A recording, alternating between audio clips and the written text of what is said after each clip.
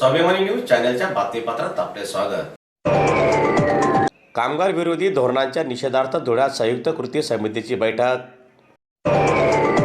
केंद्र व राज्य सरकारच्या कामगार विरोधी तसेच मालक धार्जिण्या धोरणाच्या निषेधार्थ दिनांक 12 फेब्रुवारी 2026 रोजी काढण्यात येणाऱ्या धडक मोर्चाच्या पार्श्वभूमीवर आज धुळ्यात कामगार संघटना संयुक्त कृती समितीची महत्त्वपूर्ण बैठक धुळे शहरातील कल्याण भवन येथे पार पडली।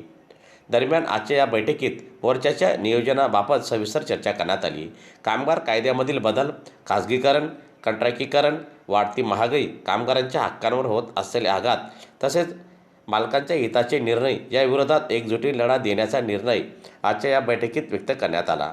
मोर्चात जिल्ह्यातील विविध कामगार संघटना, कर्मचारी तसेच कष्टकरी मोठ्या संख्येने सहभागी होणार असल्याचे बैठकीत स्पष्ट करण्यात आले। दरम्यान आजच्या या बैठकीसाठी विविध कामगार संघटनांचे पदाधिकारी, प्रतिनिधी उपस्थित होते। संयुक्त कामगार कर्मचारी संघटनेचा आज बैठक कल्याण भवनमध्ये झालेली आहे।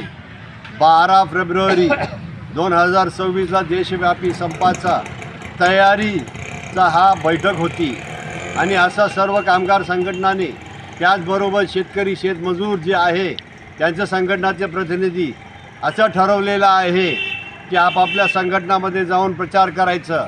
हा प्रश्न फक्त कामगार, शेतकरी, शेतमजुरांचा नव्हे, हा देशाचा एकता, अखंडता, हा देशाचं संविधान वाचवण्याकरिता आणि ते करत असताना सर्व कामगार आणि श्रमिक वर्गांना जगायचं जे आहे, मान वर करून जगायचं जे आहे, हा पाऊल उचललेला आहे।